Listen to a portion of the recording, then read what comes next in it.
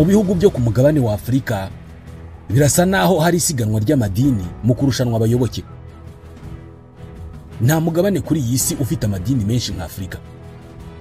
Mu mijyi imwe n'imwe mu bihugu bitandukanye bya Afurika ushobora kubona insengero 10 ku birometero kare bike cyane bitageze no kuri 4. Muri aya madini n'amatorero hamwe hakorerwa ibikorwa bishobora gutuma wibaza ku kwemera kwabo. Hari n'abafashe icyemezo cyo gucika ku by'amadini kubera kubona ibyo abanyamadini bakora. Muri aka karere u Rwanda ruherereyemo, ibihugu birimo Kenya na Uganda bizwiho kugira amadini menshi. Muribuka mu 2023 mu kwezi kwa kane ubwo muri Kenya havumburwaga imibiri irenga 400 y'abantu bapfuye bishwe n'inzara nyuma yo kubwirwa n'umuvugabutumwa ko nibicisha inzara bagapfa burundu bazajya mu ijuru aho bazabonana na Yezu. Ni imibiri yatahuwe mu ishyamba ry'ahitwa Shakaora, ishyamba ryakorerwagamo n'umuvugabutumwa ushinjwa kubashishikariza gukurikiza Yesu kugeza bishwe n'inzara. Ni mu gace ka Kilifi mu burasirazuba bwa Kenya. Ikibazo benshi muri Kenya n'ahandi hose ku isi bibajije ni uburyo umuvugabutumwa ageraho yemeza umuntu ko akwiye kwicisha inzara agapfa nyamara w'ibyo ntabikore. Ibi byatumye abantu benshi batangira guhwihwisa ko muri Kenya hari ikibazo gikomeye cy'amadini. Aba bose bapfuye bari abayoboke b'itorero ryiswe Good News International Church ry'uwitwa Pastor Mackenzie Ntenge.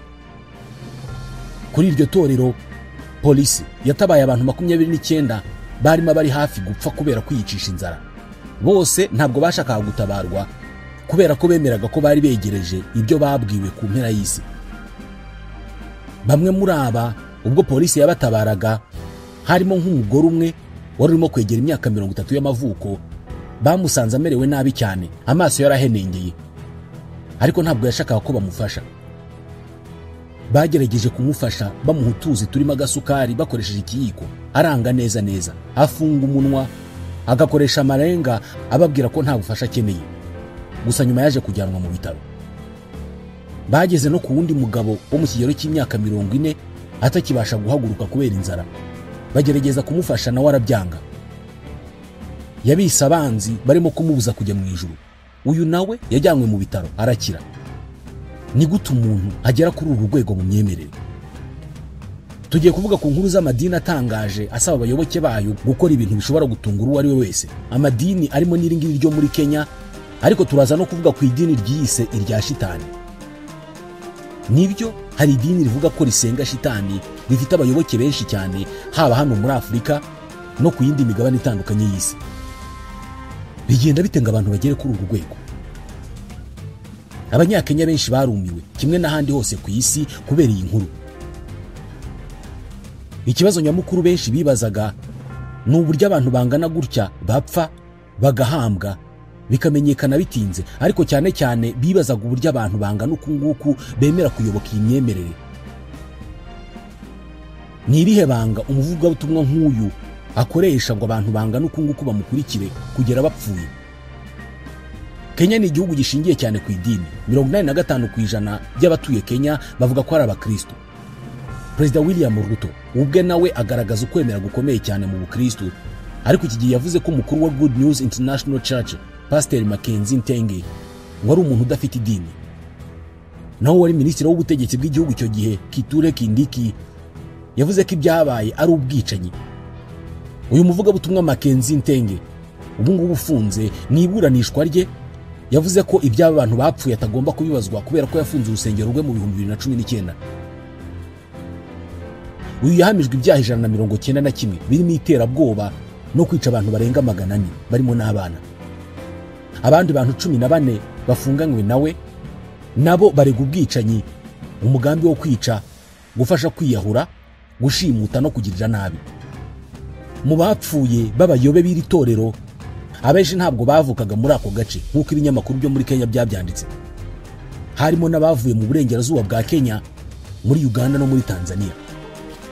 Bivuga ko muri Kenya hari ikibazo cy'amadini mato avumbuka nk'ibihumyo buri munsi kandi akaba amadini atagenzurwa neza. Abavugabutumwa bamwe babasha kuyobya ubwenge bw'abantu bakabaganisha kubiri mu nyungu zabo bwite no gukemura ibibazo byabo bwite. Abahanga mu by'imitekerereze bavuga ko umuntu wayobejwe ubwenge akemera ibyo abwiwe n'uwo yizeye ashobora gukora ikintu icyo ari cyo cyose kugera no kukwica. Dusubiye mu ishyamba rya Shakahola ahavumbuwe ya mibiri y'abantu, hari ahantu imbere cyane rwagati mu ishyamba aho abantu bateraniraga basenga. Ni idini ryakunze kwitwa itsinda ry'umunsi w'imperuka. Ryari rifite imyumvire ikomeye cyane yo kwanga ibihugu byo mu burengerazuba bw'isi ndetse no kwanga ibikorwa bitandukanye nk'ubuvuzi, uburezi na siporo byafatwaga nk'ibyaha byazanywe n'abanyaburayi. Kandi uyu Pasiteri Mackenzie yavugaga ko Leta Zunze Ubumwe za Amerika, umuryango w'abibumbye na Kiliziya Gatolika ari ibikoresho bya Satani. Iri dini ryibandaga cyane ku nyigisho zerekeranye n'iminsi y'imperuka. Bivugwa ko aba bayoboke bagizweho ingaruka zikomeye n'inyigisho z'umunsi w'imperuka z'uwitwa William Branham. Uyu Mackenzie yashinze iri dini rye mu 2003. Agira abayoboke benshi cyane, ahanini kubera kubemeza ko ubwe ashobora kuvugana n'Imana. Kuva mu myaka ya nyuma y'2010, urusengero rwa Mackenzie rwatangiye kwitabwaho cyane kandi ruyobokwa n'abantu benshi kubera imikorere yarwo.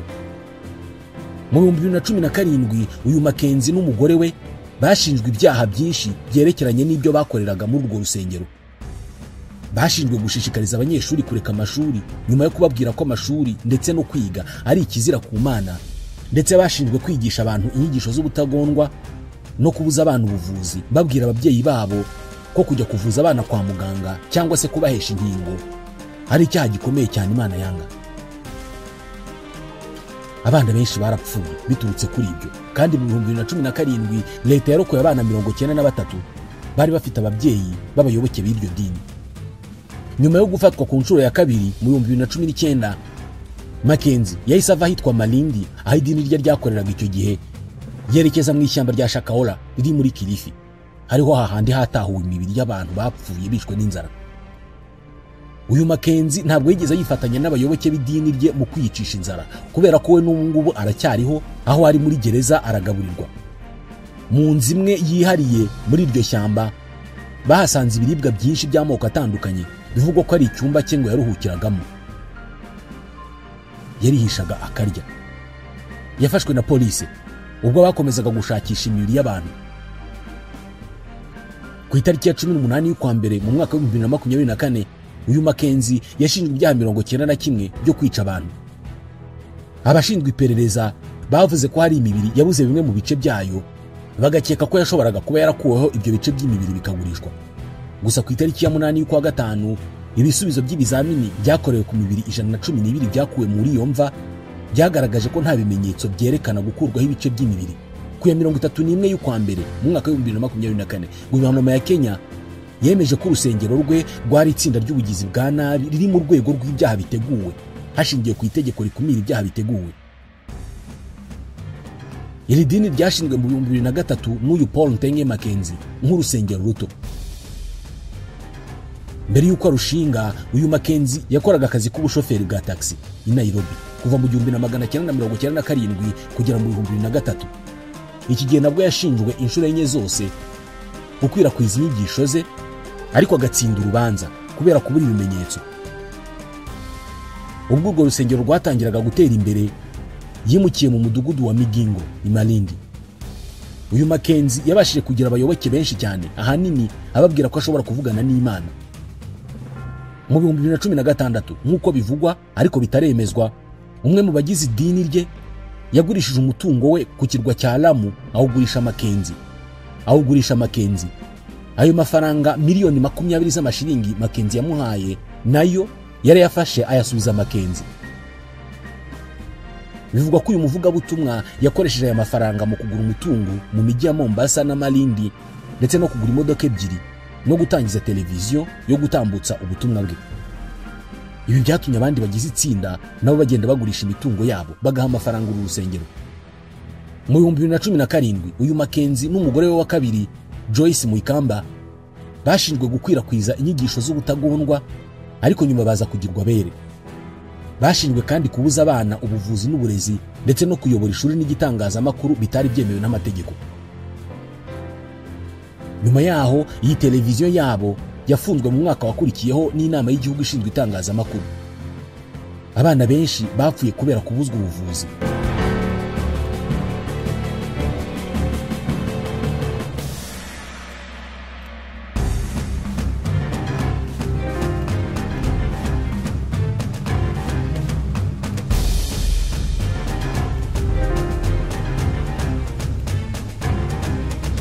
mu 2018 yashyizwe mu majwi n'abayobozi b'abaturage barimo Aisha Jumwa wari umudepite wa Malindi mu nteko ishinga amategeko ya Kenya, ndetse n'abandi bayobozi mu nzego z'ibanze bamureze kubw'inyigisho ze zashishikarizaga abana kuva mu mashuri.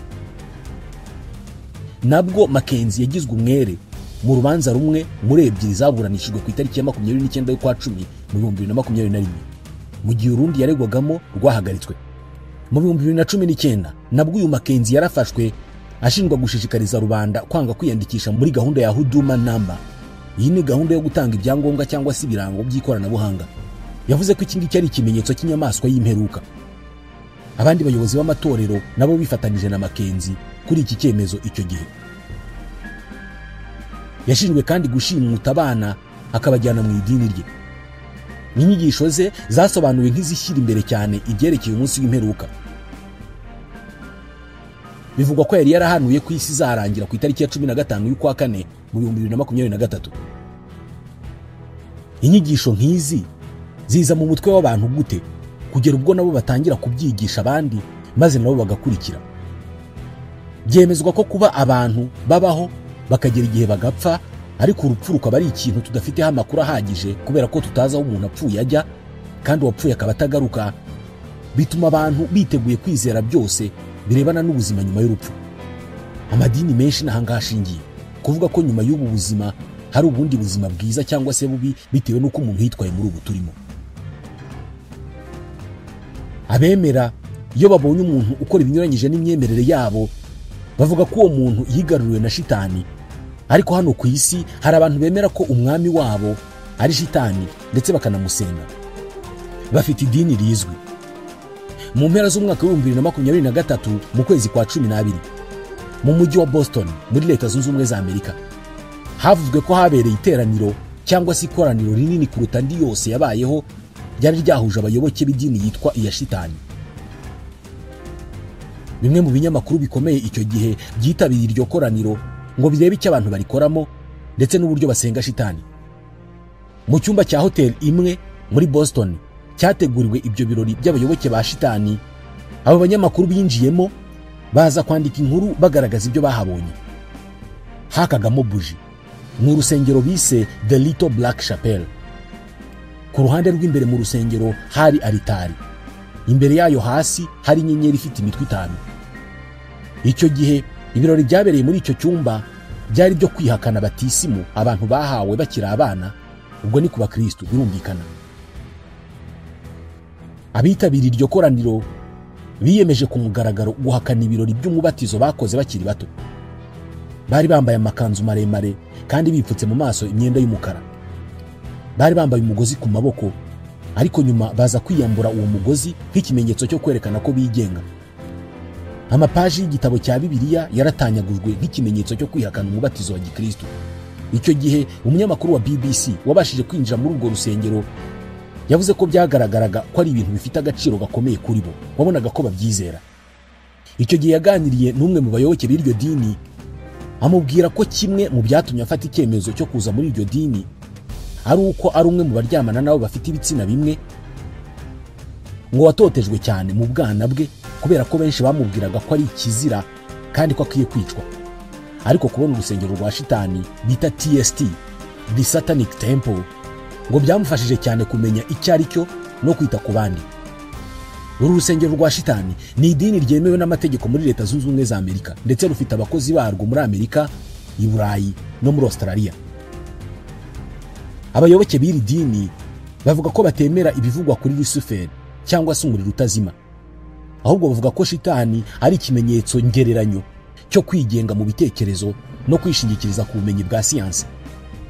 Bavuga ko ibyo abantu bavuga kuri izi ndangagaciro ari byo bikomeza kubaka idini ryabo. Bakoresha ibimenyetso bya shitani mu bikorwa byabo nk'imihango yo gushyingirwa cyangwa se guhabwa izina rishya. Muri ibyo bikorwa hashobora kubaho umusaraba ucuritse waka utanga ikibatsi cy'umuriro ku rutambiro cyangwa se altari, mu gihe bavuga amagambo bati ndakuramutsa shitani. Ku bakristo benshi ibi ngibi bifatwa nk'icyaha gikomeye cyane cyo gutuka Imana. Ni idini rifite umuvugizi witwa Dex Desjardins. Avuga ko bafite abantu bambara imisaraba icuritse kandi ibirori byabo bifungurwa no gucagagura Bibiliya nk'ikimenyetso cy'umurava mu kurwanya akarengane, cyane cyane akarengane gakorerwa abaryamana bahuje ibitsina, abagore ndetse n'abo mu moko atandukanye nka BIPOC. Ibi bisobanura abirabura, abasangwabutaka n'abandi bantu batari abazungu. Byongeye kandi ngo bashyira imbere guhumuriza abantu bose bahungabanyijwe n'amadini kuva bakiri bato, kubera ko benshi mu banyamuryango cyangwa se abayoboke b'iri dini baba barabanje guhura n'izo ngorane. Abayoboke b'idini rya shitani bavuga ko icyo bifuza ari uguhabwa uburenganzira bwa buri muntu bwo guhitamo ibyo yemera, kandi bakavuga ko batagamije kubabaza abantu. Ubwo bateguraga iryo koraniro mu mwaka ushize, abakristo baturuka mu madini atandukanye bakoze imyigaragambyo hanze y'iyo hoteli abayoboke b'iryo dini bari bahuriyemo, bafite ibyapa byerekana ko bamaganye ibikorwa by'abo bantu. Ibyo birori cyangwa se iryo koraniro rirangwa n'abayoboke ba shitani bambaye imyambaro myiza ariko idashobora kwerekana niba ari iy'abagabo cyangwa se iy'abagore. Bambara amahembe asize irangi, n'intoki zabo baba bazisize amarangi. Ku mibiri yabo haba hariho ibishushanyo cyangwa se tatuwaje by'ibintu biteye ubwoba, ndetse benshi bagira ubwanwa burebure bwo hejuru y'umunwa busokoje neza mu buryo budasanzwe. Abenshi muri bo ni abantu bakuru, ku buryo hari abagaragara nk'ababyeyi. Bamwe muri bo ni n'ababyeyi koko. Ni idini ryemeza ko idini na leta bikwiye gutandukana, kandi ni idini rikunze kuba mu manza risaba ko ubu butandukane bwubahirizwa. Ibyo bavuga ni ibintu bikomeye, ariko bakunze kubishyiramo urwenya rwinshi mu rugamba rwabo. Urugero nko muri Oklahoma, igihe hubakwaga ikibumbano cy'amategeko 10 y'Imana hafi y'ingoro y'inteko ishinga amategeko muri iyi leta, uru rusengero rwasabye ko hakubakwa n'igishushanyo cya shitani gifite metero 2. Bakavuga ko amategeko shingiro ya Leta Zunze Ubumwe za Amerika agena ko amadini yose agomba gufatwa kimwe. Icyo kibumbano cy'amategeko y'Imana cyaje gukurwaho. Ku bijyanye n'uburenganzira bwo gukuramo inda, urusengero rwa shitani rwemeza ko umuntu wese agomba kugira uburenganzira busesuye ku mubiri we. Mu ntangiriro z'uyu mwaka bafunguye ivuriro rikorera ku mbuga nkoranyambaga ariko rinafite icyicaro muri New Mexico ritanga ibinini byo gukuramo inda. Banatangije imihango yo guhumuriza abifuza gukuramo inda, imihango ikubiyemo amagambo yo kubahumuriza no kubaha icyizere. Ni idini ryemeza ko abanyamuryango baryo batagomba kugengwa n'amategeko ashingiye ku yandi madini. Ku rundi ruhande, ibi bikorwa byatumye benshi babarwanya cyane. Harimo n'ikinyamakuru cya Gatolika cyitwa National Catholic Register kivuga ko iyi mihango igamije gusa guharabika ibimenyetso by'idini. Banafite umushinga bise After School Satan Clubs. Ni gahunda yo gutangiza amatsinda mu mashuri afasha abana kwiga ibintu bitandukanye birimo ubumenyi, ubuhanga mu by'ubuhanzi n'ibikorwa by'ubugenge. Bavuga ko ibingibi bigamije kuzibira abashaka kwigisha ijambo ry'Imana mu mashuri. Gusa ababyeyi benshi bavuga ko ibingibi biteye ubwoba, naho iryo dini ryo rikemeza ko nta kibi kiri muri izi nyigisho. Muri iri dini, iyo bari mu nyigisho zisanzwe nk'izo mu yandi madini, haba hari abacuruzi batandukanye bagurisha ibicuruzwa byerekana ibimenyetso bya shitani, birimo nk'ingofero zanditseho Satani aragukunda, n'ibikinisho cyangwa se ibibumbano by'abantu bafite imitwe y'ihene. Urusengero narwo rugurisha imyambaro n'ibindi bicuruzwa. Rubeshejweho n'imfashanyo n'amafaranga ava muri ibyo bicuruzwa n'inkunga z'abayoboke. Nta mafaranga asabwa ngo winjire muri urwo rusengero. Amategeko y'ingenzi y'urwo rusengero bayita 7 tenets. Ni amategeko 7 agaragaza amahame yibanda ku rukundo, ubwigenge ku mubiri no kubaha uburenganzira bw'abandi, harimo n'uburenganzira bwo gukora ibibi. Ni amategeko wumva atumvikana nabi cyangwa se ngo ahamagarire abantu gukora ikibi. Aya mategeko ashyira imbere amahame yo kubaho mu bwubahane n'abandi ndetse no kugendera ku mahoro n'ubworoherane, nubwo afite isura idasanzwe mu buryo asobanurwa. Mu gitabo cyabo cy'abana, amagambo arimo asobanura uburyo bwo gucunga umubano hagati y'abantu bafite ibitekerezo bitandukanye, nk'aho bagira bati ubahiriza ukubaho kwa buri muntu, cyane cyane iyo hari ibyo mutumvikanaho. Niba amagambo y'uwo muntu atakuguye neza, mureke wigendere, ntakubabaze. Ibi ngibi bishimangira icyifuzo cy'iri dini cyo guteza imbere ukwishyira ukizana no kubaho mu buryo budahutaza abandi, nubwo bigaragara ko basaba ko hakubahirizwa uburenganzira bwo gukora ibyo abandi bashobora kubona nk'ibibi cyangwa se bidahuje n'imyumvire rusange. Amategeko y'iri dini 7, irya mbere riravuga riti ugomba guharanira gukora ibintu byuje impuhwe n'ineza ku biremwa byose hakurikijwe ubwenge n'ubushishozi. Irya kabiri, intambara yo kurwanyira ubutabera ni urugendo rudashira kandi rukenewe, kandi igomba kurusha imbaraga amategeko n'inzego. Irya gatatu, umubiri wawe ni ntavogerwa, ugengwa n'ubushake bwawe wowe wenyine. Irya kane, ubwisanzure bw'abandi bugomba kubahwa, harimo n'ubwisanzure bwo gutangaza ibitashimisha abandi. Kubangamira ubwisanzure bw'undi ku bushake no mu buryo budakwiye ni ukubura ubwawe. Irya gatanu, ibyo wemera bigomba guhuza n'ubumenyi bushingiye ku bumenyi bwiza bw'isi. Ugomba kwirinda kugoreka ukuri kwa siyanse kugira ngo bihuze n'ibyo wemera. Irya gatandatu, abantu ntibajya babura gukora amakosa. Niba wakoze ikosa, ugomba gukora ibishoboka byose kugira ngo urikosore kandi ukemure ibibazo ryaba ryateje. Irya karindwi, amabwiriza yose ni amahame agenewe kuyobora kugira ngo ibikorwa n'ibitekerezo birangwe n'ubutwari. Umutima w'impuhwe, ubwenge n'ubutabera ugomba guhora uruta ijambo ryanditswe cyangwa se ryavuzwe. Aya niyo mategeko 7 y'iri dini rya shitani.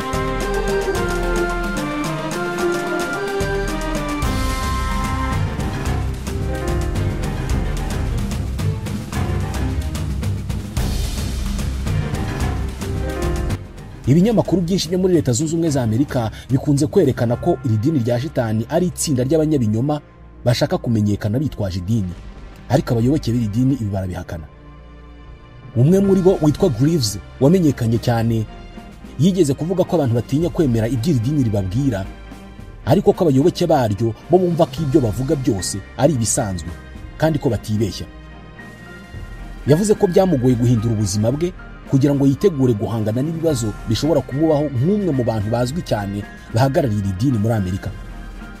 Bamwe mu banyamuryango b'iri dini bavuga ko badashobora kuvuga ku mugaragaro ko biyumvamo iryo dini kubera gutinya ihungabana ry'umutekano wabo. Hari abayoboke baryo bamenyekanye nyuma bagatakaza akazi, bagahura n'ibibazo mu guhatanira kurera abana babo nko mu gihe bagiye gutandukana nabo bashakanye, ndetse rimwe na rimwe bagasanga ibisasu by'ibikangisho byatezwe munsi y'imodoka zabo cyangwa mu nzu zabo. Abayoboke b'iri dini icyo bashishikariza abantu ni ukubaho ubuzima bwabo nk'uko babyumva hano ku isi. Bitandukanye n'andi madini asezeranya abantu ijuru n'ibitwara neza hano ku isi.